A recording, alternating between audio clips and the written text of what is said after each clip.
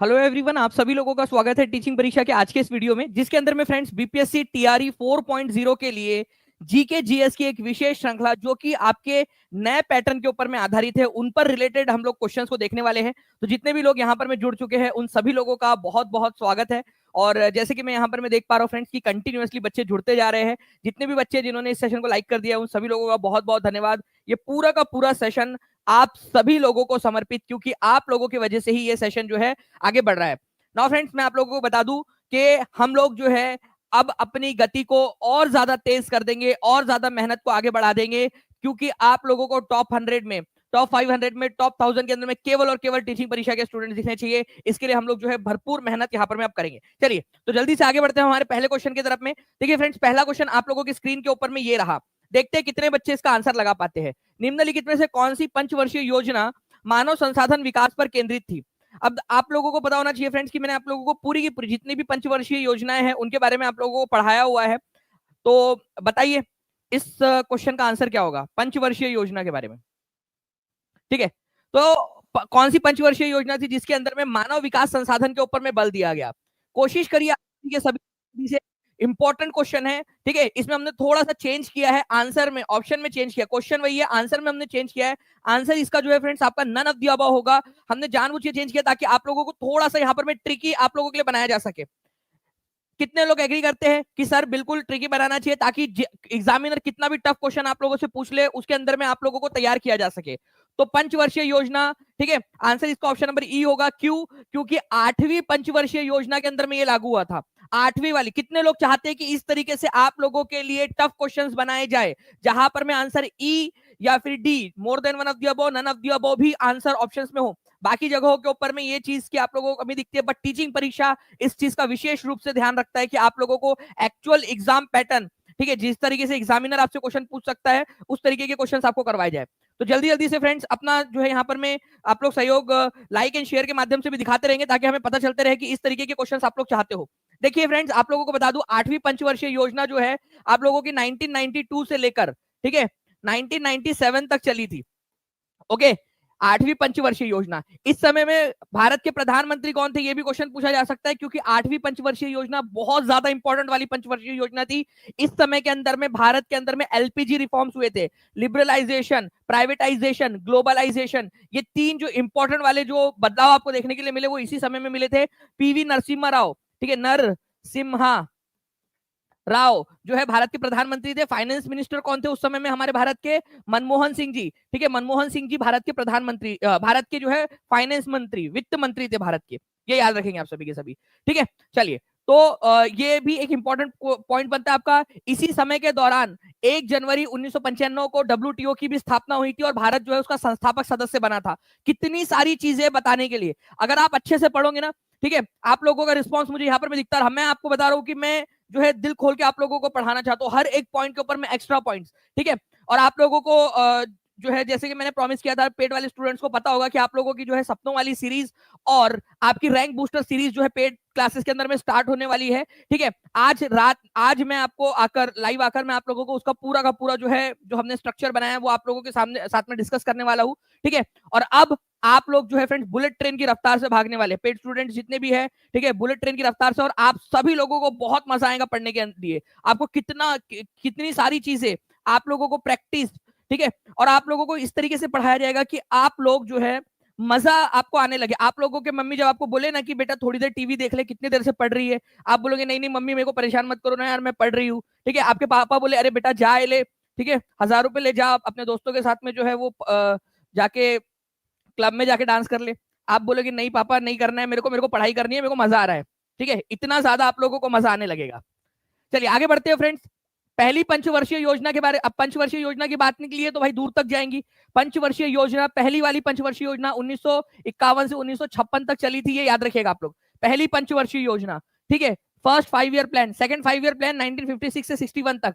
पहली वाली पंचवर्षीय योजना, ठीक है, हैरोल्ड डोमर मॉडल जो था उसके ऊपर में आधारित थी, और सेकंड वाली पंचवर्षीय योजना महालनोबिस मॉडल पर। ये भी आप लोगों को करवाऊंगा मैं आने वाले क्वेश्चंस के अंदर में, हिंदी में भी पूरा का पूरा आप लोगों को ये मिल जाएगा ना। फ्रेंड्स देखिए यहाँ पर में पीएसपीसीएल एग्जाम के अंदर में क्वेश्चन आया था, जल्दी बताइए इसका आंसर क्या होगा। हर एक बच्चे का आंसर आ जाना चाहिए कमेंट के अंदर में। हर एक बच्चा कमेंट के अंदर में आंसर करेंगे, ये एक्चुअल एग्जाम का क्वेश्चन है, ठीक है। आप कितने ज्यादा जो है आगे बढ़ते जा रहे हो, कितना ज्यादा आप लोगों का प्रोग्रेस हो रही है, आप खुद देख सकते हो यहाँ पर में 5 मिनट के अंदर में फ्रेंड्स 1600 से ज्यादा बच्चे यहाँ पर में जुड़ चुके हैं, ठीक है। 1392 लाइक्स आपने कर दिए, हम लोग बहुत क्लोज है हमारे पहले टारगेट 1500 के टारगेट से, ठीक है। केवल और केवल अब 1403 लाइक्स हो चुके हैं, हम लोग केवल 97 लाइक्स दूर है। तो सभी लोग जल्दी जल्दी से सेशन को लाइक एंड शेयर करते रहेंगे। देखिए, तो इसका आंसर जो है फ्रेंड्स आप लोग बताओगे कि क्या होगा। अभी जस्ट आपको बताया मैंने, ईयर भी बता दीजिए कब से कब तक था। चलो ईयर आप लोग बताओगे, अगर आपने बता दिया मतलब आप लोग एक कदम आगे बढ़ चुके हो, ठीक है। 8वीं पंचवर्षीय योजना के अंदर में जो है human resource development, human development के बारे में सबसे पहले बात हुई थी। आगे बढ़ते हम लोग, भारत में महात्मा गांधी का पहला सफल सत्याग्रह कौन सा था? बीपीएससी एई के एग्जाम में आया हुआ क्वेश्चन, ठीक है। जल्दी जल्दी से बता दीजिए, और मैं चाहता हूं आप लोगों से कि आप मुझे इन चारों के ईयर्स बताएंगे। एक कदम एक क्वेश्चन हम लोग एक्स्ट्रा करते जाए हर क्वेश्चन में। एग्री करते हो तो हाथ ऊपर कर दो एक बार, अगर एग्री करते हो। आप लोगों का रिस्पॉन्स होना चाहिए, आप लोगों ने बताया होना चाहिए, मुझे पता होना चाहिए आप लोग जागे हुए हो, केवल स्क्रीन खोल के नहीं बैठ गए, ठीक है। तो अगर चाहते हो कि एक एक क्वेश्चन एक्स्ट्रा एक्स्ट्रा करते जाए हम लोग, तो आप लोग बताते जाइए मुझे, ठीक है। हाथ ऊपर करके बता देंगे ना। भारत में गांधी जी का पहला सफल सत्याग्रह कौन सा था, ये पूछा गया। तो खेड़ा सत्याग्रह की अगर मैं बात करूं फ्रेंड्स, तो 1918 के अंदर में हुआ था। बारदोली सत्याग्रह की अगर हम लोग बात करेंगे, तो इसमें गांधी जी नहीं थे, इसके अंदर में कौन था ये भी बता दीजिए आप लोग। मैं आपको ईयर बता देता हूं, 1928 के अंदर में हुआ था, गुजरात के अंदर में। बारदोली सत्याग्रह के नेता कौन थे? बहुत ज्यादा इंपॉर्टेंट क्वेश्चन है ये वाला। बारदोली सत्याग्रह के नेता कौन थे? Important question. कब हुआ था ये भी क्वेश्चन पूछा जा सकता है। 1928 के अंदर में हुआ था। नेता आप लोग बताओगे मुझे जल्दी से। चंपारण 1917 के अंदर में गांधी जी बिहार, ठीक है। नमक मार्च, ठीक है, नमक सत्याग्रह 1930 के अंदर में पूरा का पूरा हम लोगों ने देखा हुआ है पेड क्लास के अंदर में। नमक सत्याग्रह का एक एक पॉइंट आप लोगों को करवाया है मैंने, ठीक है, नेशनल मूवमेंट वाली क्लास के अंदर में। तो सबसे पहला गांधी जी का सफल सत्याग्रह जो था वो था चंपारण सत्याग्रह, ये आप लोगों ने याद रखना है। इसके अलावा मैंने आपसे एक एक्स्ट्रा क्वेश्चन और पूछा, मैंने पूछा कि बारदोली सत्याग्रह के नेता कौन थे? कितने लोग हैं जिन्होंने बताया यहाँ पर में? सरदार वल्लभ भाई पटेल थे, ये याद रखना आप लोगों ने, सरदार वल्लभ भाई, ठीक है, पटेल। सरदार वल्लभ भाई पटेल को सरदार की उपाधि कब मिली थी? तो यहीं पे मिली थी, बारदोली सत्याग्रह के दौरान ही, बारदोली की महिलाओं ने दी थी, ठीक है। 7 मिनट के अंदर में 1900 से ज्यादा बच्चे जुड़ चुके हैं, ठीक है। 1562 लाइक्स आप लोगों ने कर दिए हैं, बहुत बढ़िया।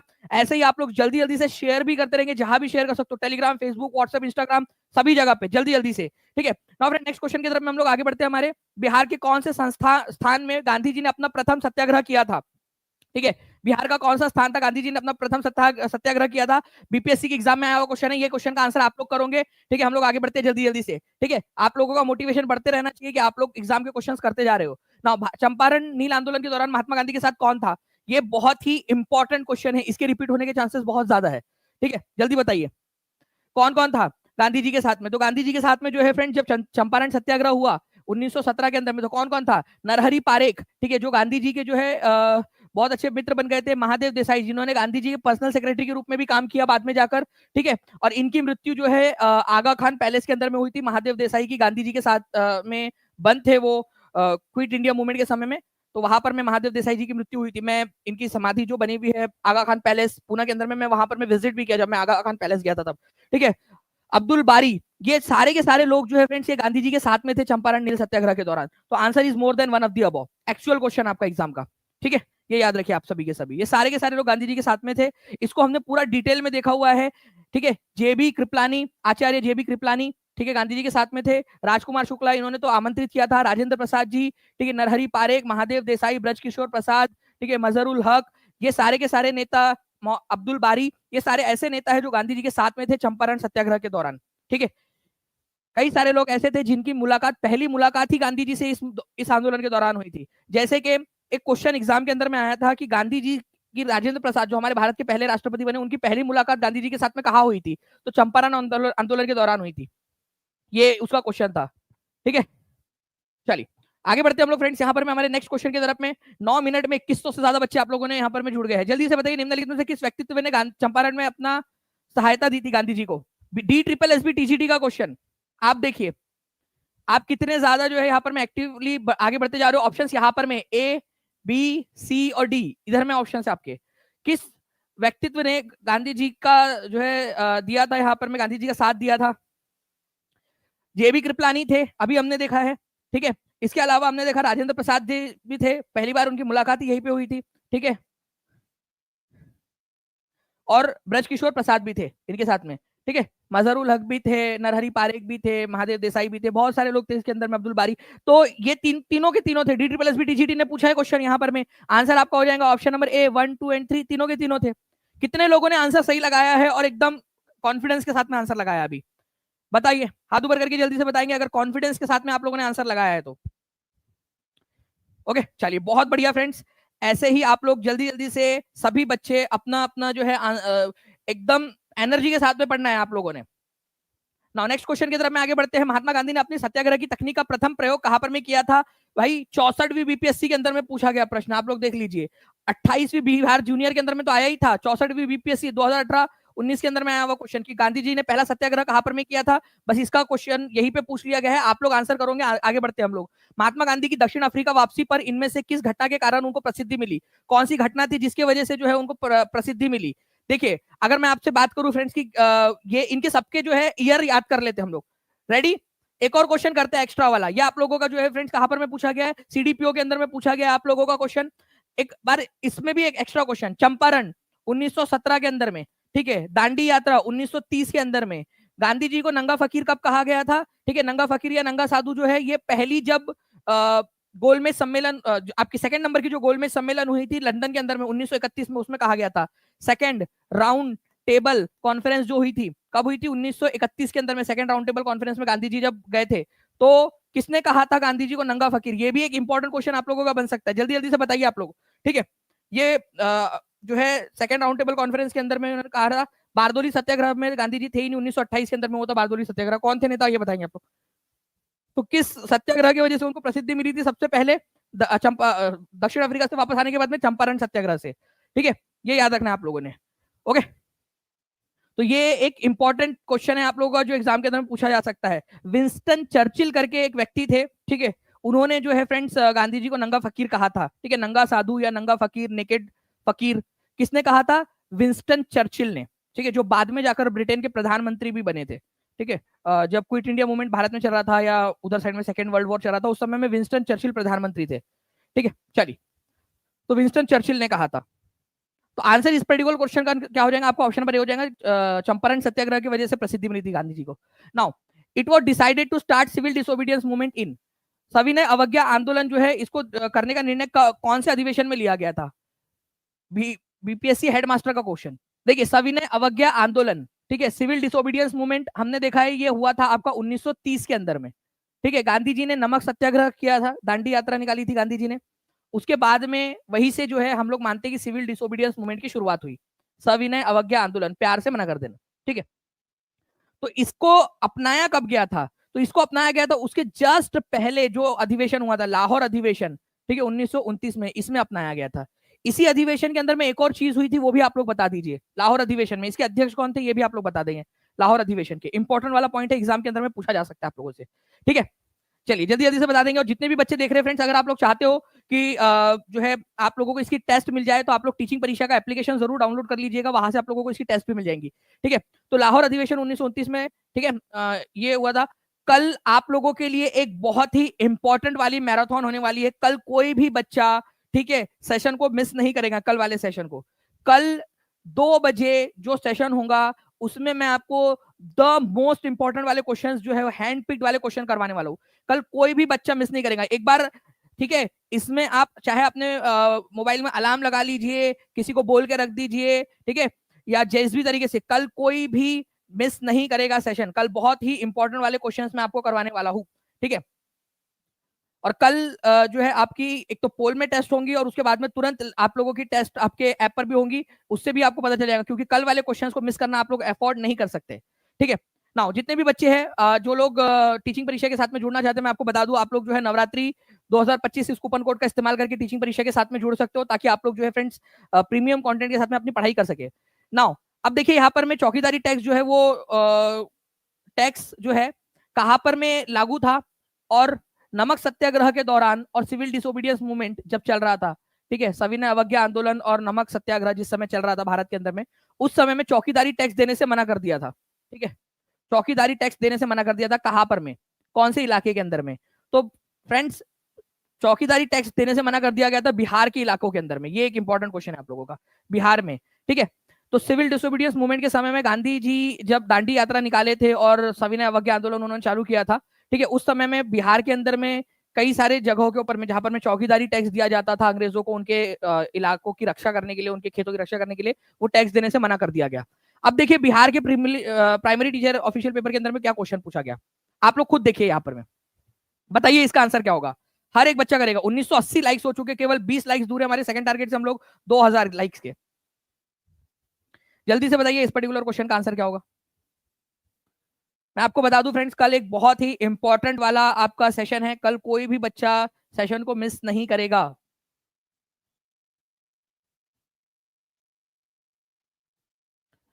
देखिए चौकीदारी टैक्स जो है फ्रेंड्स कब खत्म किया गया था, ठीक है, आप लोगों को अभी समझ में आ गया कि सिविल डिसोबीडियंस मूवमेंट जब दांडी यात्रा गांधी जी ने निकाली थी, नमक सत्याग्रह, ठीक है, उसी के दौरान सिविल डिसोबीडियंस मूवमेंट के समय में चौकीदारी टैक्स देने से मना कर दिया गया था बिहार के इलाकों के अंदर में। तो आंसर इसका हो जाएगा ऑप्शन नंबर बी, ठीक है।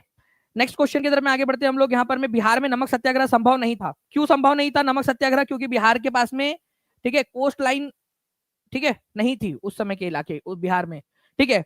तो बिहार के लोगों ने कौन सा आंदोलन शुरू किया था, ठीक है, नमक सत्याग्रह में हिस्सा लेने के लिए? नो रेंट कैंपेन, कोई किराया नहीं अभियान, anti chowkidar tax movement, no tax campaign, कोई कौन सा आंसर हो जाएगा आपका? तो आंसर क्या हो जाएगा फ्रेंड्स आप लोगों का, ठीक है, चौकीदारी टैक्स देने से मना कर दिया था इन्होंने, ठीक है, चौकीदारी टैक्स से मना कर दिया था। नेक्स्ट क्वेश्चन की तरफ में आगे बढ़ते हैं। In which of the following cities Alaknanda and Bhagirathi join together? आप लोगों को रिवर वाले लेक्चर के अंदर में कितने लोगों ने टीचिंग परीक्षा का रिवर वाला पूरा सेशन अच्छे से देखे हैं, जितने भी अभी तक करवाया मैंने, उसमें आपको मैंने अलकनंदा, भागीरथी, ठीक है, मंदाकिनी, ठीक है, कर्ण, सारे के सारे जो है आपकी पिंडार नदी, हर सारे के सारे हम लोगों ने देखा हुआ है यहाँ पर। ओके, अब मैंने आपको पंच जो यहाँ पर में प्रयाग है, ठीक है, उनके बारे में बताया है। अलकनंदा और भागीरथी नदी, इन्हीं के मिलने की वजह से, अलकनंदा और भागीरथी, इन दो नदियों के मिलने की वजह से ही गंगा नदी का उद्गम होता है। और ये कहां पर में मिलते हैं, ठीक है, कहां पर में मिलते हैं? देवप्रयाग के अंदर में। देवप्रयाग, पंचप्रयाग हम लोगों ने देखा हुआ है। देखिए अगर मैं बात करूं आप लोगों से फ्रेंड, जहां पर में, ठीक है, आपके अलकनंदा नदी और धौलीगंगा नदी निकलती है, उसको विष्णु प्रयाग बोला जाता है, जहां पर में मिलती है, ठीक है। जहां पर में नंदाकिनी नदी और अलकनंदा नदी मिलती है, उसको नंद प्रयाग बोला जाता है। जहां पर में अलकनंदा नदी और कर्ण प्रयाग, कर्ण नदी मिलती है, कर्ण नदी मिलती है, उसको कर्ण प्रयाग बोलते हैं, ठीक है। जहां पर में अलकनंदा नदी आगे बढ़ती है और मंदाकिनी नदी मिलती है, उसको कहा जाता है, ठीक है, आपका रुद्रप्रयाग। और जहां पर में भागीरथी नदी मिलती है अलकनंदा नदी से, उसको बोला जाता है देवप्रयाग, ठीक है। तो पूरा का पूरा हम लोगों ने इसको देखा हुआ है अच्छे से। नाउ फ्रेंड नेक्स्ट क्वेश्चन आप लोगों का, how much majority is required for constitutional amendment to create a new state? Bharat के अंदर में अगर आपको नया राज्य बनाना है, ठीक है, नया राज्य अगर आपको बनाना है, तो फ्रेंड्स आप लोगों को आर्टिकल नंबर, ठीक है, आर्टिकल नंबर 3 का इस्तेमाल करना पड़ेगा। ये बहुत ही इंपॉर्टेंट क्वेश्चन है। भारत के अंदर में किसी भी राज्य का बंटवारा करके एक राज्य और बनाने के लिए आप लोगों को क्या करना पड़ता है? आर्टिकल नंबर 3 का इस्तेमाल करना पड़ता है। आर्टिकल नंबर 3 में ये बात की गई, बहुत ही इंपॉर्टेंट वाली बात है ये, ठीक है। बताइए जल्दी से इसका आंसर क्या होगा।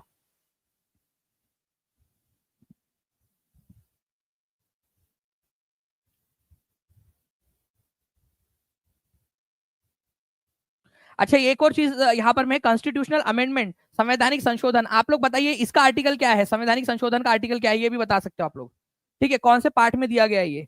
तो अगर मैं बात करूं फ्रेंड्स, यहाँ पर मैं संवैधानिक संशोधन, कौन सा संवैधानिक संशोधन है आप लोगों का, अगर राज्य बनाना है तो साधारण बहुमत से केवल राज्य बनाया जा सकता है, ठीक है। आप लोग कौन से राज्य से बिलोंग करते हो? मेजोरिटी लोग बिहार से बिलोंग करते हैं। बिहार से आप बिलोंग कर रहे हो, मान लो कि बिहार को और एक तोड़ना है, कौन सा राज्य, बहुत सारे राज्य बनने की इसमें मिथिलांचल लोग चाहते हैं कि मिथिला जो है एक राज्य बनाया जाए करके, बिहार को और छोटा करके, ठीक है। यूपी को 3 हिस्सों के अंदर में तोड़ने की बात चल रही है, ठीक है। विदर्भ एक अलग राज्य बनाने की बात चल रही है, ठीक है। जो बोडोलैंड है, ठीक है, उसको एक अलग राज्य बनाने की बात चल रही है। बहुत सारे राज्यों की मांग है कि और राज्य बनाए जाए।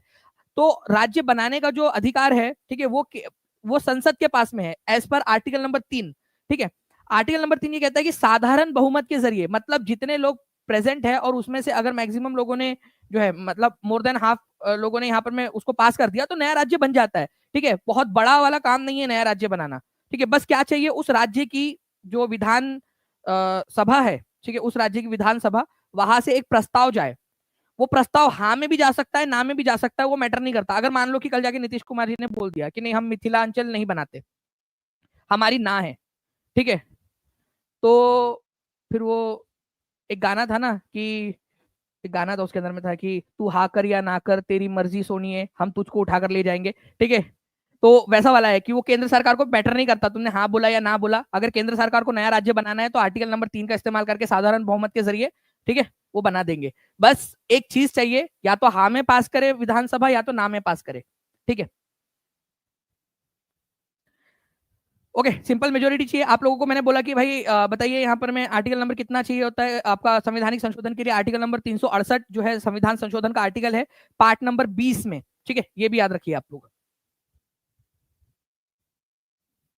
अरे किसी ने यहाँ पर में लिखा है तू हाँ कर या ना कर तू है मेरी किरण, ठीक है, क्या बात है, मतलब देखिए कितने यहाँ पर में क्रिएटिव बच्चे हैं। Who call directive principle of state policy a manifesto of social and economic democracy in India. राज्य के नीति निर्देशक सिद्धांत जो है उनको, राज्य के नीति निर्देशक सिद्धांत जो है उनको, ठीक है, किसने कहा था कि ये सोशल मैनिफेस्टो है सोशियो इकोनॉमिक डेमोक्रेसी का भारत में, मतलब बड़ा इंपॉर्टेंस दिया। राज्य के नीति निर्देशक सिद्धांत भारत के संविधान के पार्ट नंबर 4 के अंदर में दिए गए हैं, ठीक है, आर्टिकल नंबर, ठीक है, 36 से लेकर 51 तक ये है। और साथ ही साथ आप बताएंगे कौन से देश से इसको लिया गया है, ये आप लोग मुझे कमेंट करके बताएंगे जल्दी से, कौन से देश से इसको लिया गया है।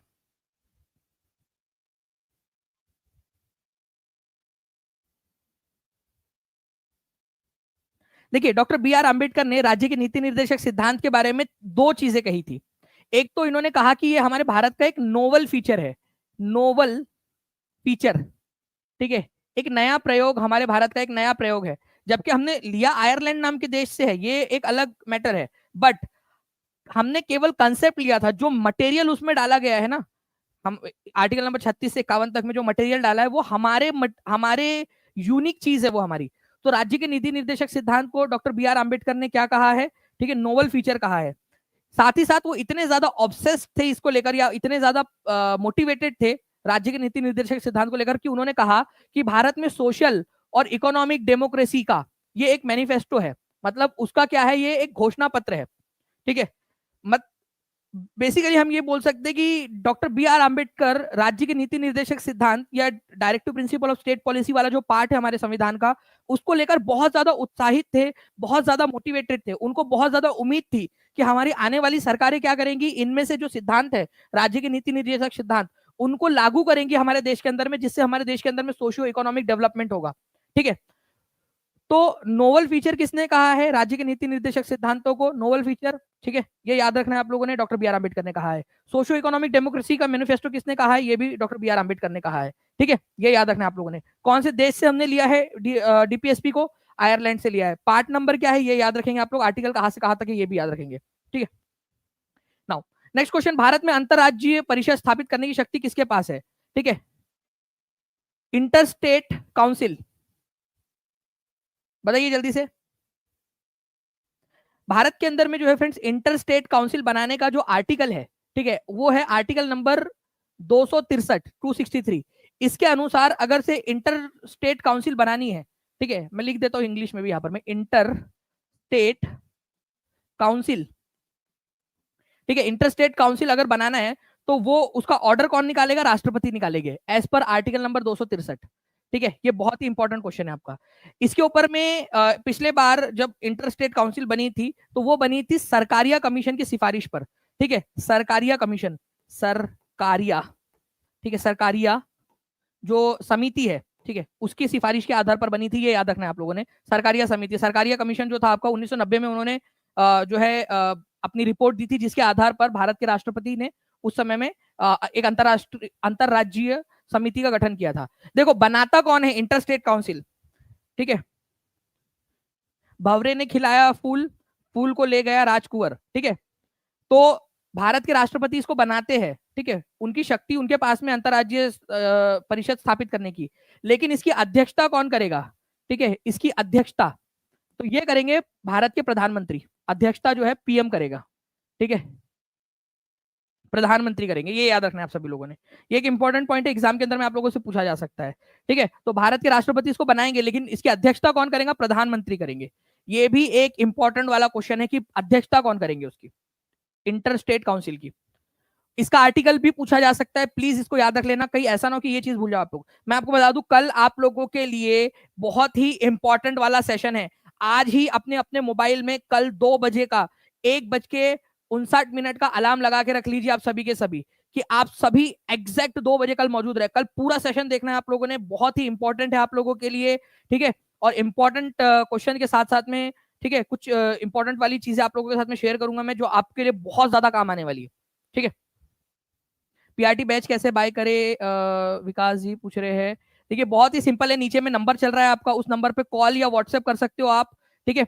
आप कॉल कर लीजिए नीचे में जो नंबर चल रहा है, या फिर व्हाट्सएप कर दीजिए, या टीचिंग परीक्षा एप्लीकेशन पे चले जाइए, या फिर नीचे में आपको कोर्सेज दिख भी रहे होंगे, ठीक है, उस पर भी क्लिक करके आप डायरेक्टली भी ले सकते हो, ठीक है। नाउ, निम्नलिखित में से कौन पहले किसी राज्य का मुख्यमंत्री बने बिना भारत का प्रधानमंत्री बना? मतलब वो किसी भी राज्य के जो है वो मुख्यमंत्री नहीं थे, लेकिन डायरेक्टली वो क्या बन गए, डायरेक्टली वो बन गए भारत के प्रधानमंत्री। ये बीपीएससी हेडमास्टर के एग्जाम में आया हुआ क्वेश्चन है, ठीक है।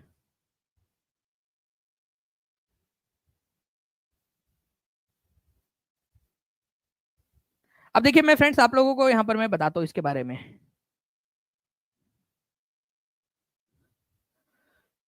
अगर मैं मोरारजी देसाई की बात करूं, ठीक है, तो मोरारजी देसाई बॉम्बे स्टेट के, बॉम्बे स्टेट जो था ना, जो अब महाराष्ट्र और गुजरात में बढ़ गया है, उसके सीएम थे, बॉम्बे स्टेट के, बॉम्बे स्टेट के सीएम थे, ठीक है। 1952 के अंदर में बने थे, ठीक है। चरण सिंह और वीपी सिंह दोनों के दोनों यूपी के हैं, ठीक है। चरण सिंह की बात करूं तो ये भी यूपी के मुख्यमंत्री बन चुके हैं, और वीपी सिंह जो है ये भी यूपी के मुख्यमंत्री रहे हैं, ठीक है। 67 के अंदर में और 80 के अंदर में, ये 67 के अंदर में बने थे, 1967 के अंदर में, 1967 में, और वीपी सिंह बने थे 1980 के अंदर में, ठीक है। चंद्रशेखर केवल एकमात्र ऐसे व्यक्ति थे, ठीक है, जो भारत के 8वें नंबर के जो हमारे प्रधानमंत्री, ठीक है, चंद्रशेखर, ये बहुत कम समय के लिए रहे। मतलब आप समझ लीजिए कि 10 नवंबर 1990 से लेकर 21 जून 1991 तक, 1991 तक, ठीक है, बहुत कम समय के लिए भारत के प्रधानमंत्री रहे के, ठीक है, 8वें नंबर के प्रधानमंत्री। ये किसी भी राज्य के मुख्यमंत्री बने बिना, ठीक है, ये बन गए थे। उसके बाद में और कौन कौन है, उसके बाद में आप लोगों को पता है कि अटल बिहारी वाजपेयी किसी भी राज्य के मुख्यमंत्री नहीं थे वो, ठीक है। उसके बाद में मनमोहन सिंह किसी भी राज्य के मुख्यमंत्री नहीं थे। नरेंद्र मोदी जी बताइए कि क्या किसी राज्य के मुख्यमंत्री थे प्रधानमंत्री बनने के पहले? आप लोग देखते कितने लोगों का यहाँ पर में अटेंशन लेवल अच्छा है, बताइए जल्दी से। आप लोगों में से कितने लोगों को लगता है? नरेंद्र मोदी जी के बारे में बताइए, वो प्रधानमंत्री क्या किसी राज्य के मुख्यमंत्री थे वो? अगर थे तो कौन से राज्य के थे, जल्दी से बताना है आप लोगों ने, ठीक है। तो चंद्रशेखर जो भारत के 8वें नंबर के राष्ट्रपति थे, वो बिना किसी भी राज्य के मुख्यमंत्री बने, डायरेक्टली प्रधानमंत्री बने थे। निम्नलिखित में से किस प्रधानमंत्री ने किसी राज्य के मुख्यमंत्री के रूप में कार्य नहीं किया है? ये देखिए, ये क्वेश्चन बीपीएससी हेडमास्टर का क्वेश्चन है 2024 का। टीचिंग परीक्षा का आप कंटेंट क्वालिटी देखिए कि किस तरीके से आप लोगों के लिए रिसर्च की गई है, एनटीपीसी टीयर 1 की एग्जाम के अंदर में, और साथ ही साथ बिहार पुलिस एसआई की एग्जाम के अंदर में आप लोगों का क्वेश्चन आया हुआ है, ठीक है। इस क्वेश्चन को आप लोग देखिए, ठीक है। यहां पर मैं बोला है Charan Singh, VP PV Narasimha Rao, H D Deve Gowda, ठीक है, चंद्रशेखर।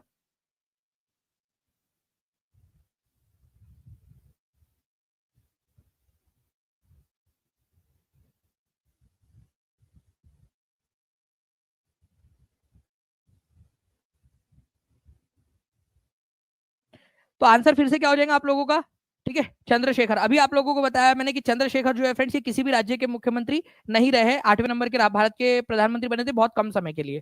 तो D is the correct answer. Now who among the following is not appointed by president of India? इनमें से कौन भारत के राष्ट्रपति के द्वारा अपॉइंट नहीं होता है? आप लोगों को सभी को पता है, कल आप लोगों का सब एक इंपॉर्टेंट सेशन है, ठीक है। कल सभी बच्चे एग्जैक्ट टाइम पर 2 बजे पहुंच जाएंगे क्लास के अंदर में। कल आपका इंपॉर्टेंट वाला सेशन है, कल का सेशन आप सभी लोगों ने लाइव अटेंड करना है, हर एक बच्चे ने, ठीक है। आज ही जाकर उस सेशन को आप लोग लाइक करके, ठीक है, नोटिफाई मी का बटन जरूर दबा दीजिएगा, और कमेंट में लिख देना वहां पर में चैट बॉक्स के अंदर में कि जी सर पहुंच जाएंगे करके। देखते हैं कि कितने बच्चों का यहाँ पर में रहता है, उस हिसाब से मैं और ज्यादा एफर्ट, क्योंकि ऑलरेडी बहुत एफर्ट कल के सेशन के अंदर में डाला हुआ है, और ज्यादा एफर्ट आपके लिए डालेंगे उसमें, ठीक है। तो कौन है जिनकी अपॉइंटमेंट भारत के जो है राष्ट्रपति के द्वारा जिनकी अपॉइंटमेंट नहीं की जाती?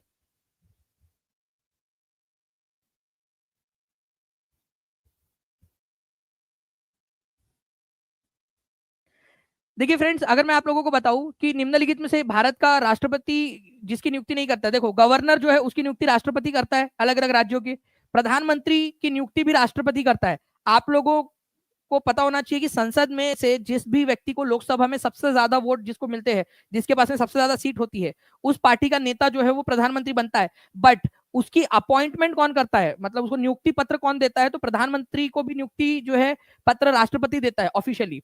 ठीक है, चीफ इलेक्शन कमिश्नर जो है इसकी भी नियुक्ति राष्ट्रपति करता है, लेकिन वाइस प्रेसिडेंट जो है उपराष्ट्रपति, इसकी नियुक्ति राष्ट्रपति नहीं करता। ठीक है, ये याद रखना आप लोगों ने, इसकी नियुक्ति राष्ट्रपति नहीं करता। इसकी नियुक्ति कैसे होती है फिर? इसकी नियुक्ति जो है इस प्रकार से होती है। देखिए क्या होगा कि किसी भी व्यक्ति को अगर उपराष्ट्रपति बनना है तो संसद के अंदर में उसमें चुनाव होता है, राज्यसभा और लोकसभा मिलकर चुनाव करती है। ठीक है, राज्यसभा और लोकसभा मिलकर जिस भी व्यक्ति को सबसे ज्यादा, ठीक है, सिंगल ट्रांसफरेबल वोट सिस्टम के तहत जिसको भी सबसे ज्यादा वोट मिलते हैं, ठीक है, जिस व्यक्ति को, उस वो व्यक्ति क्या होता है, वो व्यक्ति जो है उपराष्ट्रपति बन जाता है भारत का।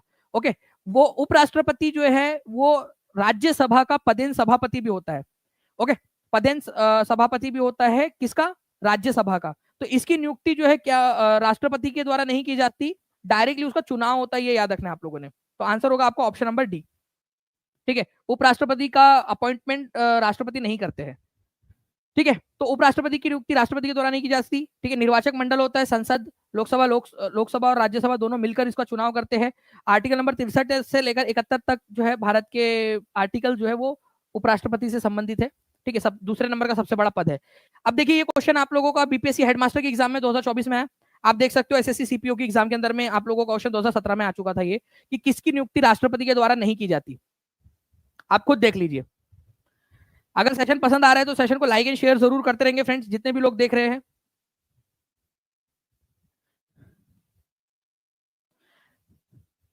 चौतीस लोग यहाँ पर मैं देख रहे हैं, 2545 लाइक्स हो चुके हैं। अब जल्दी जल्दी से सेशन को लाइक करते रहेंगे। 3000 लाइक्स का टारगेट है हमारा थर्ड नंबर का, जल्दी से आप लोगों का अगले 2 मिनट के अंदर में कंप्लीट करना है हम सब लोगों ने मिलकर। ठीक है, तो आंसर इसका आप लोग कमेंट के अंदर में करते जाएंगे, देखते हैं कितने लोग इसका आंसर करते हैं। नाउ नेक्स्ट क्वेश्चन की तरफ में आगे बढ़ते हैं फ्रेंड्स हम लोग हमारे।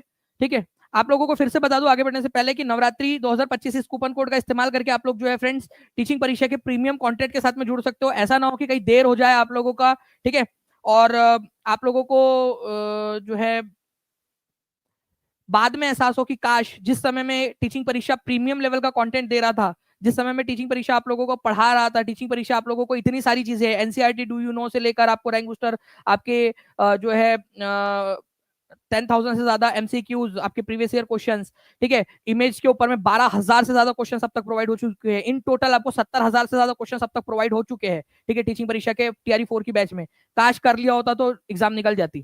ठीक है, कहीं ऐसा ना हो ना। भारत के राष्ट्रपति लोकसभा और राज्यसभा में क्रमशः कितने सदस्यों को मनोनीत कर सकते हैं? इस क्वेश्चन का आंसर जिसने कर डाला उसकी लाइफ जिंगल डाला। आपको क्वेश्चन का आंसर आज की परिस्थिति के अनुसार करना है, प्रेजेंट सर्कमस्टांसेस के अनुसार, प्रेजेंट के जो प्रावधान है उसके अनुसार आपको आंसर करना है। ठीक है, अभी के अनुसार आंसर करोगे आप लोग। 2004-5 में जब ये क्वेश्चन आया था तब इसका आंसर कुछ और था। ठीक है, 96 में जब ये क्वेश्चन आया था तब इसका आंसर कुछ और था। और मोटर व्हीकल इंस्पेक्टर की जो क्वेश्चन आया था बीपीएससी में उसका तब आंसर कुछ और था। आपको आज के परिस्थिति के अनुसार आंसर करना है। ठीक है, तो आज की परिस्थिति के अनुसार लोकसभा के अंदर में अगर राष्ट्रपति को मनोनीत करना है तो वो किसी को भी मनोनीत अब नहीं करते। पहले 2 था, अब 0 हो चुका है। लोकसभा में किसी को भी मनोनीत नहीं किया जाता, लेकिन राज्यसभा में अभी भी, ठीक है, बिना चुनाव के, ठीक है, 12 लोगों को मनोनीत कर सकते हैं। वो मनोनीत मतलब बिना किसी चुनाव के उनको भेजा जा सकता है। कला, ठीक है, खेल, अलग अलग जो है इससे समाज सेवा, इन सारी चीजों से 12 लोगों को। हो सकता है कि कल जाके मुझे कॉल आ जाए कि दानिश सर क्या कर रहे हो, आप आ जाइए, थोड़ा सा आपको मनोनीत कर देते हैं हम। ठीक है, तो ये याद रखना है फ्रेंड्स कि लोकसभा में पहले था 2 एंग्लो इंडियन, अब वो खत्म कर दिया गया है। ठीक है, अब 12 राज्यसभा में, तो 0 और 12 क्रमशः। लोकसभा पहले पूछा है ना, इसलिए पहले लोकसभा आएगा, ये भी याद रखना है आप लोगों ने। राज्यसभा बाद में बोला है तो पहले राज्यसभा आना चाहिए। तो आंसर आपका ऑप्शन नंबर बी हो जाएगा, 0 और 12। ठीक है, समझ में आ गया आप लोगों को? चलिए नाउ फ्रेंड नेक्स्ट क्वेश्चन की तरफ में हम लोग आगे बढ़ते हैं हमारे। ठीक है, आप लोगों को बता दूं कि कल आप लोगों की बहुत ही ज्यादा इंपॉर्टेंट वाली क्लास होने वाली है, मोस्ट इंपॉर्टेंट क्लास। कल आप लोग इसको स्किप करने का रिस्क नहीं ले सकते। ठीक है, तो कल इंपॉर्टेंट क्लास है जीके जीएस की आप लोगों की। मोस्ट इंपॉर्टेंट क्वेश्चंस आप लोगों के होंगे कल एक ही क्लास के अंदर में। लाइव ओनली क्लास आप लोगों की, सभी लोगों ने लाइव आ जाना है कल एग्जैक्ट 2 बजे। अलार्म लगा के रख लीजिए, मैं आपसे बार बार कह रहा हूं, कहीं आपसे मिस हो गया तो बाद में आपको पछतावा ना हो। ठीक है, नाउ नेक्स्ट क्वेश्चन जो है फ्रेंड्स, उत्तरी अमेरिका में नियाग्रा जलप्रपात किन दो झीलों के बीच में स्थित है? नियाग्रा जलप्रपात, नियाग्रा झील। ठीक है, पहली बात तो आप लोगों को एक चीज ये समझ में आई कि नियाग्रा फॉल्स कहां पर में है। नियाग्रा फॉल्स जो है वो नॉर्थ अमेरिका के अंदर में है। एक क्वेश्चन तो ये भी बन गया यहां पर में, 1 नंबर का क्वेश्चन ये बन गया आपका कि नियाग्रा फॉल्स कहां पर में। दूसरा, 66वीं बीपीएससी के अंदर में आया हुआ क्वेश्चन आप लोगों का कि कौन से वाले दो झीलों के बीच में है? 5 इंपॉर्टेंट झील है। ठीक है, उत्तरी अमेरिका के अंदर में, आपको पता हो अगर तो। ठीक है, उनमें से कौन सी वाली झील है जिनके बीच में ये जलप्रपात बनता है? तो फ्रेंड्स आप लोगों ने याद रखना है, नियाग्रा जलप्रपात जो कि उत्तरी अमेरिका का सबसे बड़ा जलप्रपात है, सबसे ऊंचा जलप्रपात है, ये ओंटारियो झील, ठीक है, और ईरी झील, ठीक है, इन दो झीलों के बीच में है। अब आप लोगों को लगेगा सर कि ये इतना टफ क्वेश्चन याद कैसे रखे? भाई एक दो क्वेश्चंस आपको बार बार बार बार प्रैक्टिस करनी है। रिवीजन इज द की, जितना ज्यादा रिवीजन करोगे उतना ज्यादा फायदा होगा। इसी वजह से टीचिंग परीक्षा के ऐप में टीआरई 4 में हम क्या करते हैं, आपको जितनी भी वाईटी की पीडीएफ होती है वो सारे के सारे प्रोवाइड करते हैं ताकि आप बार बार रिवीजन कर सके। और मैं आप भी अभी भी कहूंगा आपसे कि आज भी सारे बच्चे जिन लोगों ने ऐप डाउनलोड नहीं किया वो सारे बच्चे ऐप डाउनलोड कर लीजिए आज के आज ही। ठीक है, ताकि आप लोगों को सारी चीजें जो है वो प्रॉपरली मिलती रहे। टेस्ट आप लोगों को देना है। ठीक है, तो ओंटारियो झील, ठीक है, और इरी झील, ये जो है इन दोनों के बीच में आप लोगों को नॉर्थ अमेरिका में नियाग्रा जलप्रपात मिलेगा आप लोगों को। ठीक है, ओंटारियो और इरी झील, लेक इरी है यहाँ पर में, ये लेक ओंटारियो है। ठीक है, यहाँ पर में है नियाग्रा जलप्रपात आपका, नियाग्रा फॉल्स। ठीक है, न्यूयॉर्क और ओंटारियो नाम के जो दो राज्य है उनके बीच में। देखिए ये न्यूयॉर्क है प्रदेश नॉर्थ अमेरिका का, अमेरिका यूएसए का, और ये ओंटारियो राज्य अमेरिका का। ठीक है, तो उनके बीच में यहाँ पर में नियाग्रा फॉल्स आपको मिलेगा। तो जो भी लोग जाते हैं जनरली अमेरिका घूमने के लिए वो नियाग्रा फॉल्स देखने के लिए जरूर जाते हैं। ठीक है, तो ये जो आपकी कनाडा और यूएसए के बीच में जो 5 महान लेक है उनमें से लेक ओंटारियो और लेक इरी के बीच में नियाग्रा फॉल्स आपको मिलता है। ठीक है, नाउ नियाग्रा जलप्रपात एरी और ओंटारियो झील के बीच में, ये याद रखना है आप सभी लोगों ने, और ये पूरी आपको इस तरीके से जो भी एक्स्ट्रा इन्फॉर्मेशन है वो भी आप लोगों को मिल जाएगी। ठीक है, कौन कौन सी झील है? ठीक है, ये याद रखना है आप लोगों ने, 5 झील है। Lake superior, lake Michigan, lake Hurun, lake Ontario और लेक इरी। ठीक है, ये आप लोग 5 झील देख पा रहे हो। लेक सुपेरियर है, lake Michigan, lake Hurun, lake Ontario और लेक इरी। ये 5 झील कौन से दो देशों के बीच में बॉर्डर्स बना रही है मिलकर? कनाडा और, ठीक है, कनाडा और, ठीक है, यूएसए के बीच में बॉर्डर बना रही है। ये याद रखना है आप लोगों ने, कनाडा और यूएसए के बीच में। ठीक है, चलिए, लेक सुपेरियर जो है फ्रेंड्स इनमें सबसे बड़ी है।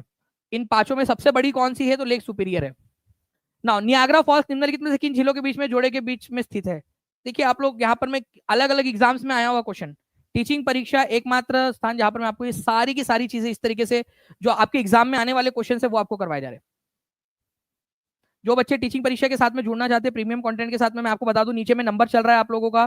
ठीक है, 7611101101 96978844, इस पर कॉल या व्हाट्सएप कर सकते हो, या टीचिंग परीक्षा एप्लीकेशन पर डायरेक्टली चले जाइए, वहां भी मिल जाएगा आपको। सेम चीज है, आप आसानी से ले पाओगे। ठीक है, या फिर नीचे में जो लिंक्स है आप लोगों को दिए गए कोर्सेज, वहां से भी आप लोग ज्वाइन हो सकते हो। ठीक है, तो कौन से झील के जोड़े के बीच में है? आप लोग आंसर करेंगे जल्दी जल्दी से, देखते कितने लोगों ने आंसर किया है। ठीक है, तो लेक इरी और ओंटारियो। ठीक है, लेक इरी और लेक ओंटारियो, कितने लोगों का सही था? हाथ ऊपर करके मुझे बता देंगे कितने लोगों ने सही आंसर किया था इस पर्टिकुलर क्वेश्चन का। चलिए, 2906 लाइक्स हो चुके हैं हम लोग, 94 लाइक्स दूर है हमारे 3000 के टारगेट से। जल्दी जल्दी से सेशन को लाइक कर देंगे आप सभी। Niagara Falls drains the water of lake eri into, अरे भाई दो लेक्स के बीच में है। आरआरबी एनटीपीसी वालों थोड़ा सा लेवल बढ़ा दो, टीचिंग परीक्षा वाले आ रहे हैं। ठीक है, टीचिंग परीक्षा वाले कब्जा कर लेंगे एनटीपीसी के ऊपर में भी, सारे जगहों के ऊपर में कर लेंगे कि नहीं कर लेंगे टीचिंग परीक्षा वाले? टीचिंग परीक्षा के स्टूडेंट्स, ठीक है, टीचिंग परीक्षा के फैमिली के मेंबर्स कुछ भी कर सकते हैं अभी। ठीक है, लेक इरी दे दिया, दूसरा वाला भाई ऐसे ही लगा देंगे वो यहाँ पर में। ठीक है, लेक इरी का पानी कौन से वाले लेक में डालते हैं? एजुकेटेड गैस लगाने के लिए टीचिंग परीक्षा के स्टूडेंट्स जो है इतना होशियार हो चुके हैं। ठीक है, तो लेक इरी दिया हुआ है, लेक ओंटारियो, उसमें पानी डालता होगा भाई, इरी दे दिया है तो ओंटारियो ही बचा है, एक नया, एक नेक्स्ट आंसर हो गया आप लोगों को option number B, lake Ontario. Okay, तो B is the correct answer. Teaching परीक्षा के स्टूडेंट्स आरआरबी एनटीपीसी भी क्लियर कर सकते हैं अब, ठीक है, ये मैं बता दूं आप लोगों को। नेक्स्ट क्वेश्चन जो है, भारत के किस उत्तर पूर्वी राज्य में जनजातीय संख्या की अधिकतम संकेंद्रण है? बीपीएससी टीआरई का री एग्जाम का क्वेश्चन है आपका कि विच of the north eastern states India has highest concentration of tribal population? सबसे ज्यादा tribal population north eastern states में से किस राज्य के अंदर में सबसे ज्यादा है? ठीक है,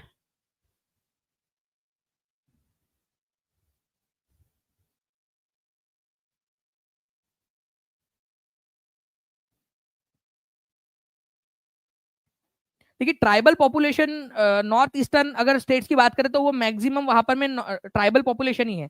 उसमें भी सबसे ज्यादा अगर हम देखें कि ट्राइबल पॉपुलेशन मतलब परसेंटेज वाइज सबसे ज्यादा पॉपुलेशन, ठीक है, ये मिजोरम में है। 94.4% जो है पॉपुलेशन यहाँ की मिजोरम की, वो क्या है, ट्राइबल है मिजोरम में। तो प्लीज इसको याद रखिएगा आप सभी के सभी कि मिजोरम के अंदर में सबसे अधिक जितनी भी पॉपुलेशन है उनमें से 94.4% वो लोग ट्राइबल लोग हैं वहां पर में।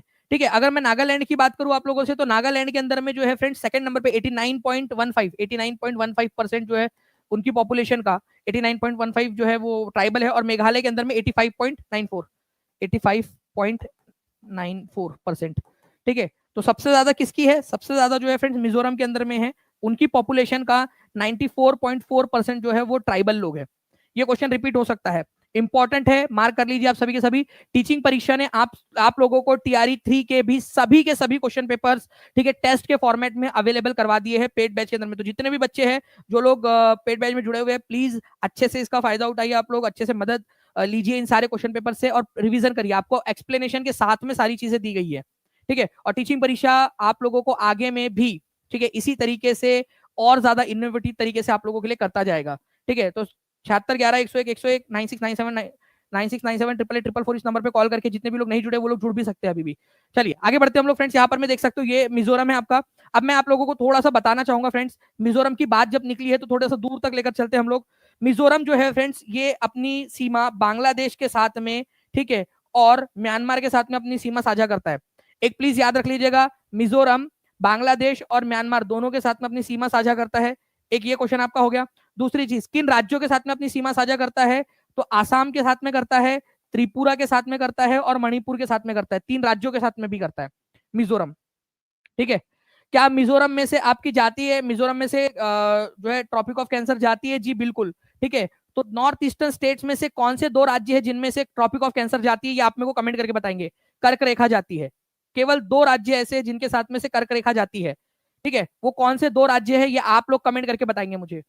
2011 की जनगणना देखो, ये क्वेश्चन जो है आप लोगों का पूछा गया बीपीएससी टीआरई 2024 1 to 5 री एग्जाम के अंदर। मानते हो आप लोग 2024 में पूछा गया री एग्जाम में, टीचिंग परीक्षा स्पेशल।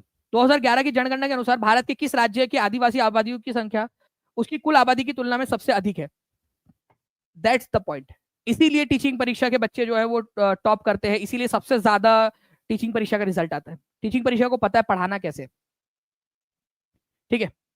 हमने आपको 10,000 से भी ज्यादा इंपॉर्टेंट वाले जो प्रीवियस ईयर क्वेश्चन है वो सारे प्रोवाइड कर दिए टीआरई 4.0 के बैच में। जो बच्चे ले चुके अच्छे से पढ़िए। मिजोरम कितना परसेंट है आप लोग कमेंट करके बताइए मुझे जल्दी से। ये कमेंट हर एक बच्चा करेगा, जल्दी से जल्दी से।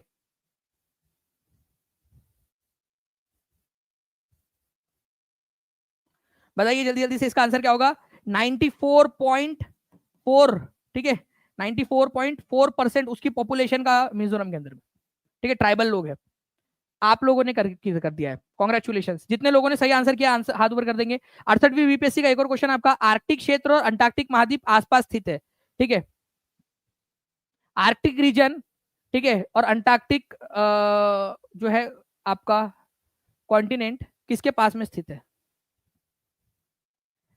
देखिए अगर मैं आर्कटिक क्षेत्र की बात करूं, अगर हम लोग इसको हमारी ये दुनिया मान ले यहाँ पर में, ठीक है, तो यहाँ पर में है आर्कटिक क्षेत्र आपका, आर्कटिक महासागर, और यहाँ पर में नीचे में आप लोगों का अंटार्कटिका महाद्वीप, ठीक है। यहाँ पर में है आप लोगों का नॉर्थ पोल, उत्तरी ध्रुव, और यहां पर मैं आपका साउथ पोल, दक्षिणी ध्रुव। तो आर्कटिक क्षेत्र आपका नॉर्थ पोल के पास में है, नॉर्थ पोल, ठीक है, नॉर्थ पोल के पास में। और अंटार्कटिक महाद्वीप जो है ये साउथ पोल के पास में है, पोल। तो आंसर इसका ऑप्शन नंबर सी होगा। बीपीएससी को लगता था कि बच्चे कर नहीं पाएंगे करके इतना ऐसा क्वेश्चन, उसको लगा कि भाई कंसेप्चुअल क्वेश्चन देख के डर जाएंगे। तो जिस बच्चे ने भी बहुत बढ़िया, ठीक है।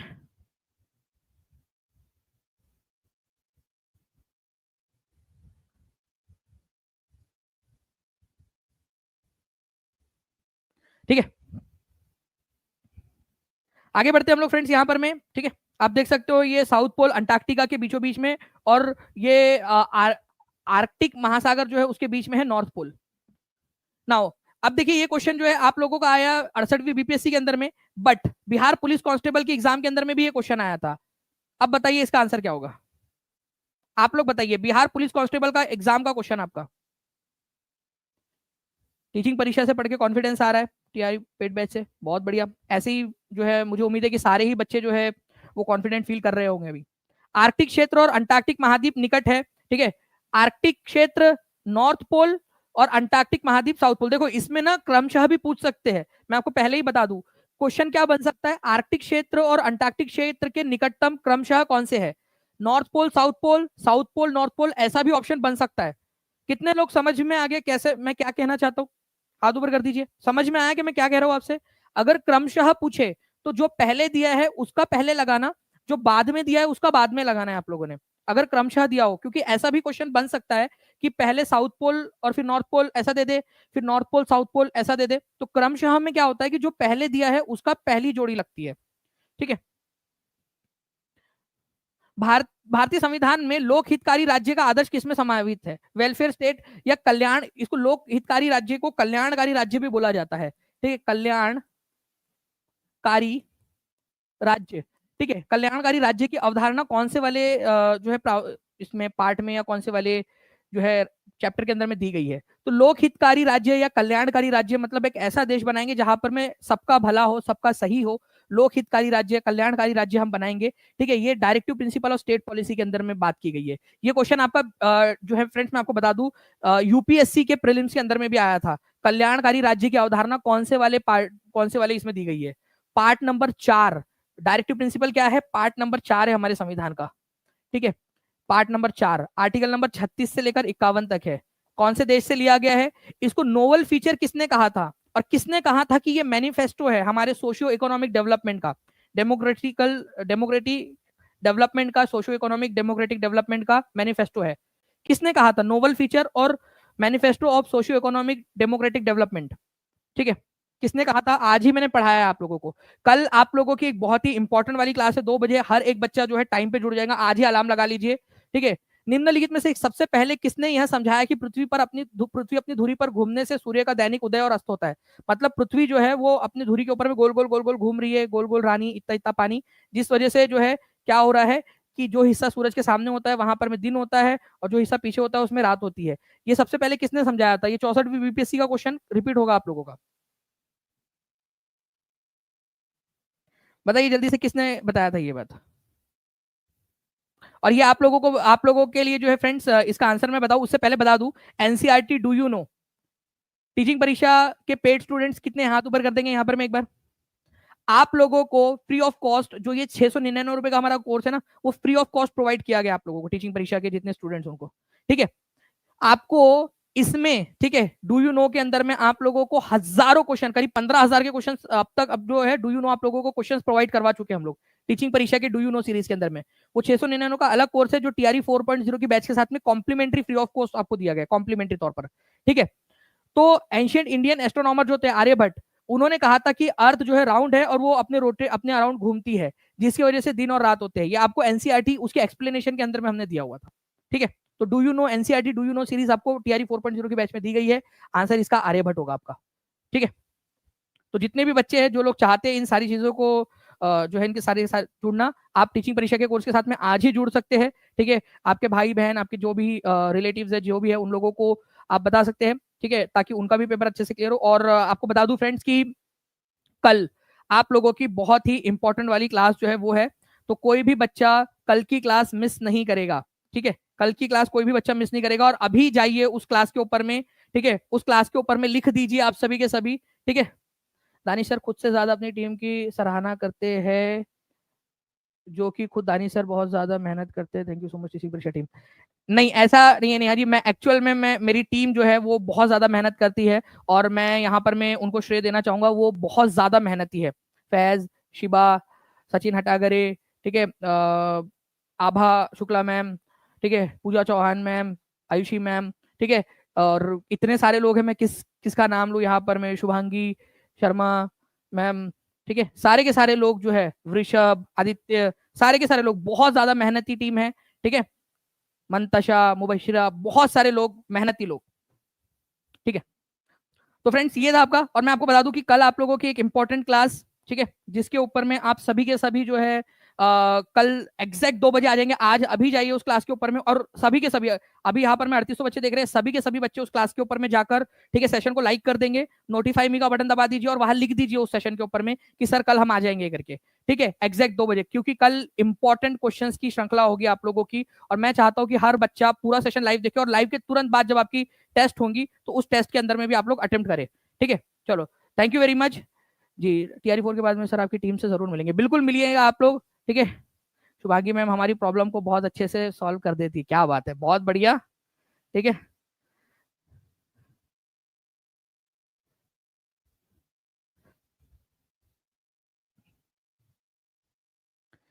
चलिए, बहुत बढ़िया फ्रेंड्स, ठीक है। तो थैंक यू वेरी मच आप सभी लोगों का, मिलते हैं हम लोग हमारे नेक्स्ट क्लास में, तब तक के लिए take care and bye, God bless you all, thank you very much, bye, thank you.